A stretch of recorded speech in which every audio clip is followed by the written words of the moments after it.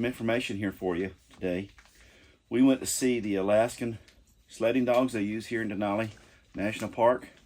It's the only park that has these dogs. And they breed them here, they raise them here, and they train them here. What we wanted to share with you, we did a video when we went this morning.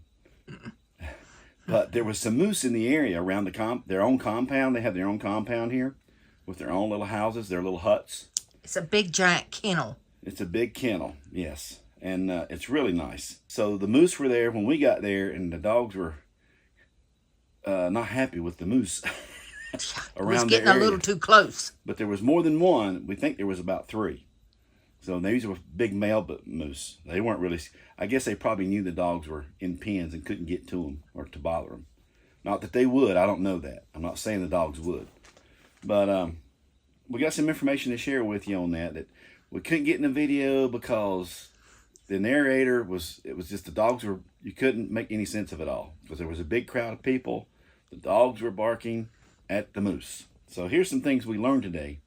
And the sled dogs have been here in the park since 1922. Okay, they use male and female dogs.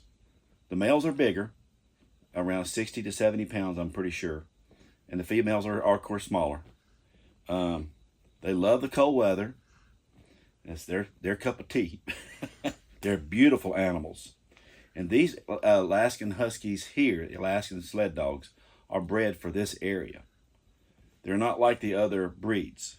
Some of the things we found out, their paws, they got really big feet, and they're tall. They're a tall dog. Long-legged. And their paws are really big.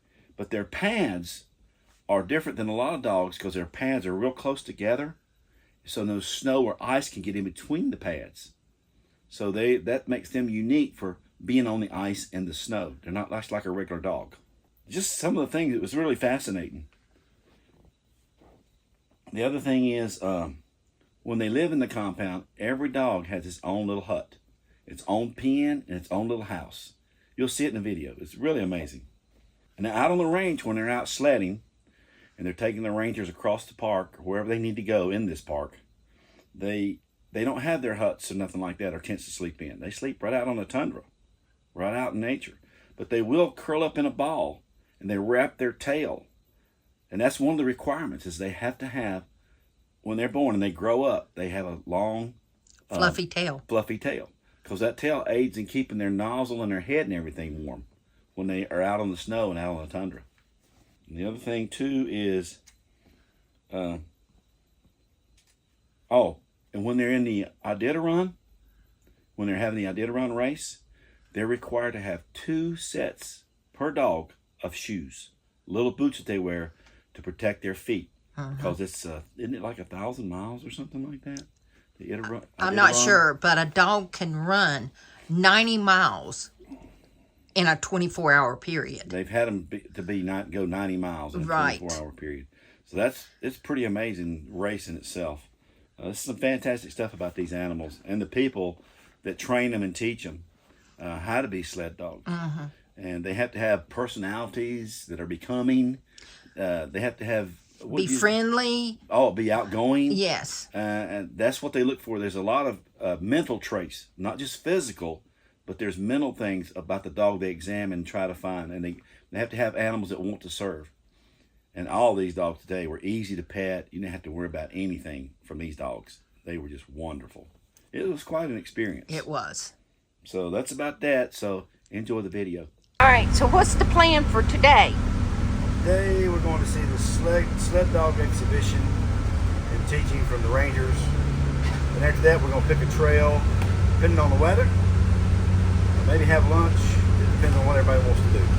Or we might just walk around the area down there and go to the train depot. We haven't been there yet. And just check out some stuff around there we haven't checked out yet. So if it rains really hard, we're not going to do that. We're not going to walk in the heavy rain. We're not going to do a hike in the heavy rain. Better for snow instead of the heavy rain from what I saw today. We have more of a chance of snow. Than rain. Okay. I bet y'all ain't seen one of these in a while, huh? I'm going to check and see if it works. Basically for dialing 911. I don't know what the what the phone book is for. Okay. We're going to check out the sled dog kennels today. This ought to be interesting. Sun popped out today. Down Here's the map. You see where the red dot is? That's where we're at. right down there. Trying to figure out which hike we're gonna take today. We're going down to the dog kennel. Woohoo!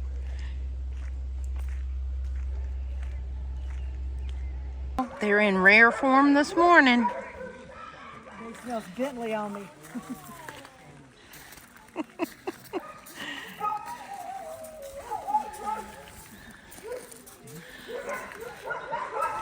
Hey, are you not a morning doggy? No? What's happening? You're an older fella, aren't you? I'm retired. You know they only let them run till they're like 9, right? 9 years old.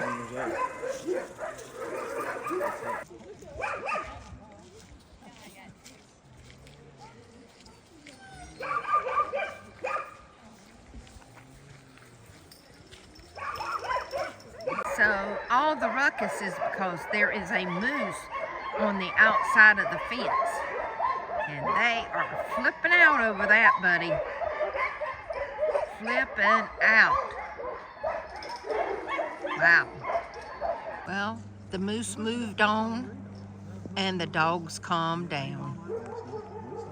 We got one that's wanting to bark, but most of them calmed down now. Oh boy, they're excited. They're getting all hooked up, about to demonstrate. Look at them. Wow. Ready to run. All right, here they go.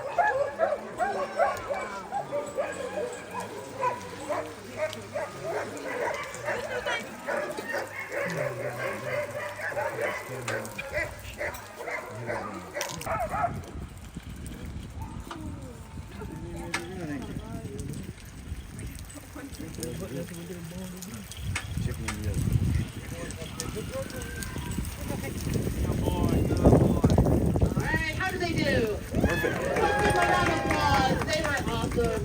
Such good puppies. The best deal man has ever Just made. calm right down. And we focused that love and trust into all of those jobs I mentioned earlier. And these dogs, they have that rarest job of all.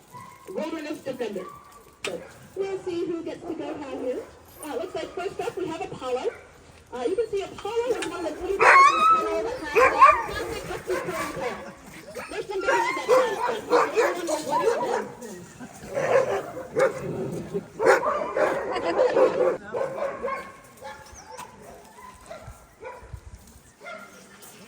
with what we're switching it back. And then next we have Jolie.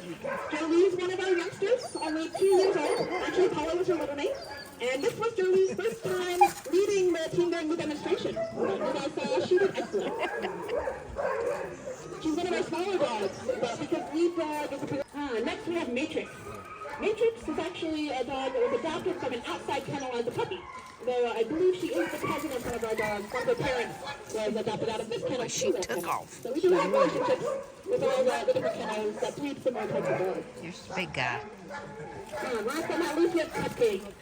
Mr. Childers thought it would be nice for us to have this throw. It's perfect, too.